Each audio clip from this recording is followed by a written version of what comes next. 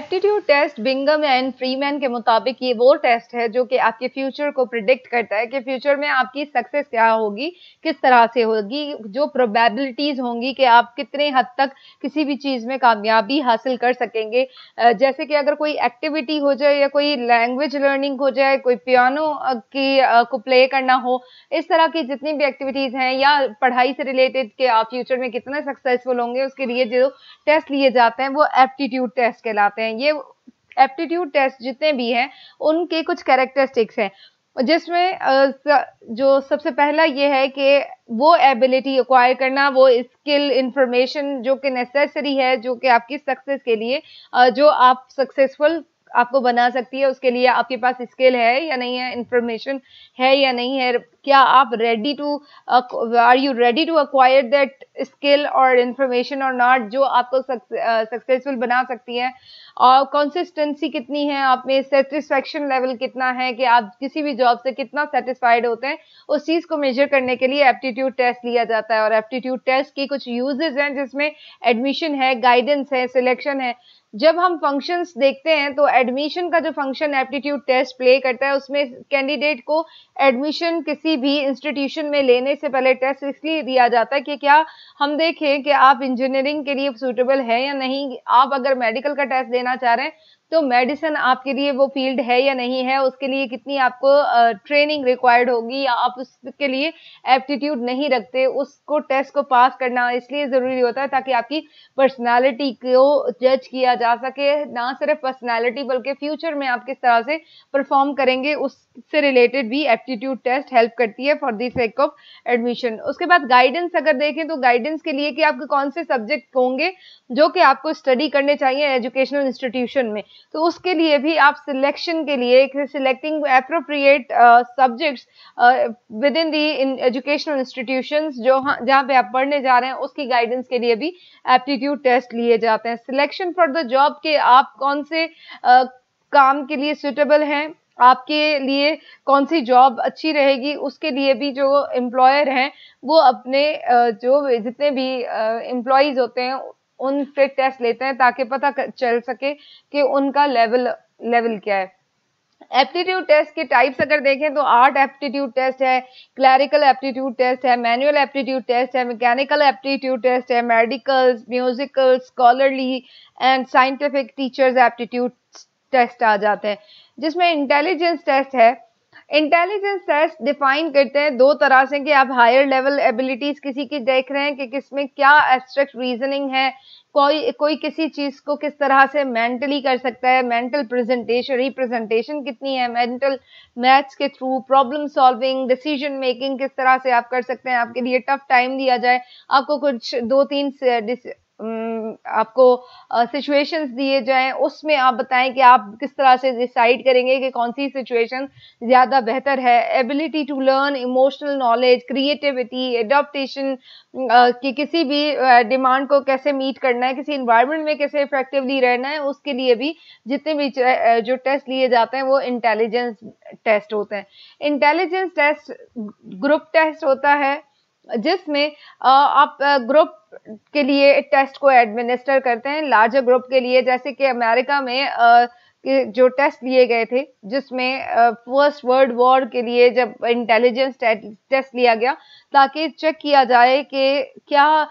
जैसे किसी को आर्मी में जाना है तो उनके जो आर्मी के अल्फा एंड बीटा टेस्ट हैं जो वो क्वालिफाई करेंगे, जो उनको मीट करेंगे तो वो ही आर्मी में जा सकेंगे। इसी तरीके से टर्मन्स ग्रुप टेस्ट है, ऑटिस्ट सेल्फ एडमिनिस्टर्ड टेस्ट है, और इसमें और भी वर्बल और नॉन वर्बल रीजनिंग देखने के लिए या इंटेलिजेंस देखने के लिए टेस्ट डेवलप किए जाते हैं। कुछ इंडिविजुअल टेस्ट हैं और कुछ ग्रुप टेस्ट होते हैं। जो इंडिविजुअल टेस्ट हैं वो एडमिनिस्टर करना किए जाते हैं ओवर द टाइम पीरियड, और जो ग्रुप टेस्ट हैं वो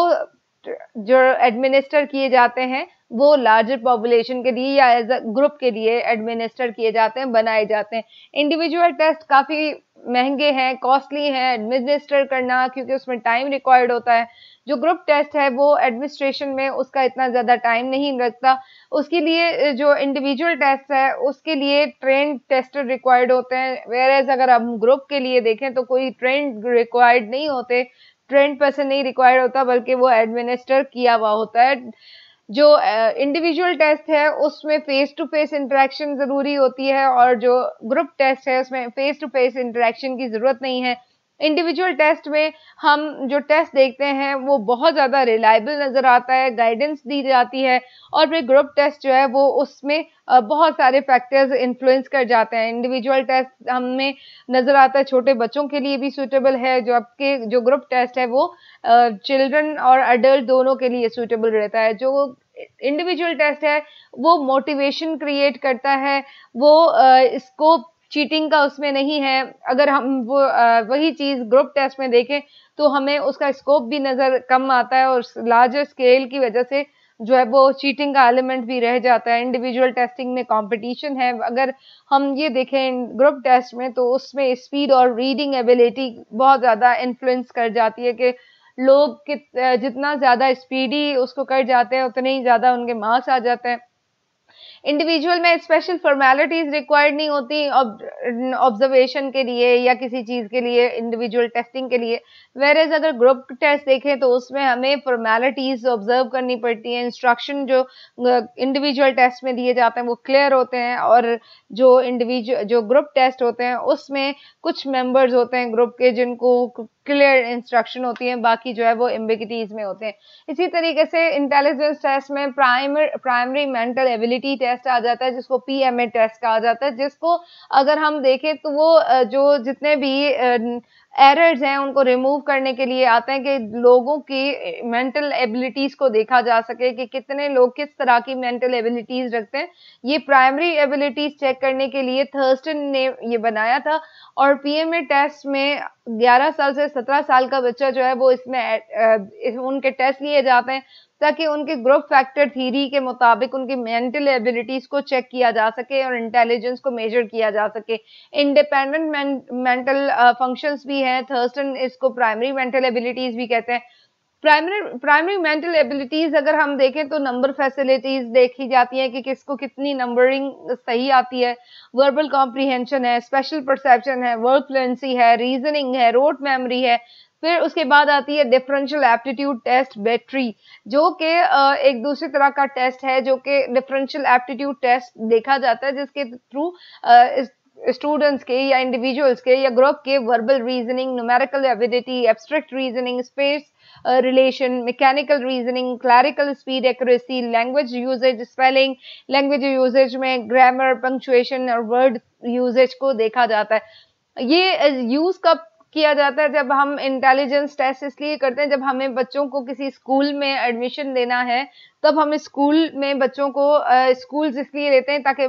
स्कूल में बच्चों को एडमिशन करते वक्त सिलेक्ट करें कि वेदर ये हमारे स्कूल के मुताबिक है या नहीं, क्लासिफाई कर सकें कि अगर बच्चों को एडमिशन दिया तो कौन सी क्लास के लिए है, किस लेवल तक उनको बिठाना है, उस स्टूडेंट के डिफरेंट कोर्सेज कौन से पढ़ने चाहिए, डिटेक्शन की जाए कि सुपीरियर और इन्फीरियर इंटेलिजेंस क्या है, सुटेबल ऑक्यूपेशन कौन सी रहेगी, अवार्ड ऑफ स्कॉलरशिप्स अगर दी जाएंगी तो उसके लिए भी जो टेस्ट है वो दिया जाता है।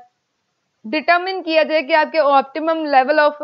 वर्क कितना हो सकता है, आप कितना मैक्सिमम काम कर सकते हैं। अनयूजुअल कार्ड्स जो है वो उसको डिस्कवरी के लिए बनाया जाता है, ताकि पता चल सके कि आप कितना ज्यादा किसी चीज को सोचते हैं, समझते हैं। बैकवर्डनेस को डायग्नोज किया जा सके कि आप ओपन माइंडेड हैं या बैकवर्ड हैं। इंटेलिजेंस की जो टाइप्स हैं उसमें इंटरेस्ट टाइप है, जिसमें इंटेलिजेंस की स्पेशल एटीट्यूड देखा जाता है कि किसी भी सोशल एनवायरनमेंट में कोई इंडिविजुअल है वो किस तरह से उस अपॉर्चुनिटीज को गैदर करता है, ग्रैस्प करता है, वहां पे वो रह सकता है, कितनी डिफरेंट टाइप की एक्टिविटीज कर सकता है। तो उसकी इंटरेस्ट के मुताबिक उस एक्टिविटीज को जब वो कंडक्ट करता है तो वहां से पता चलता है कि इसके इंटरेस्ट हैं क्या। टाइप्स ऑफ इंटेलिजेंस टेस्ट में अगर हम देखें तो पर्सनालिटी इन्वेंट्री है, जिसके थ्रू ये पता चलता है कि कुछ जो क्वेश्चंस रखे जाते हैं, स्टैंडर्ड सेट ऑफ क्वेश्चंस होते हैं, जो कि इंडिविजुअल्स की life history, feeling, preferences, activity presented in standard way and scored with a standard scoring की।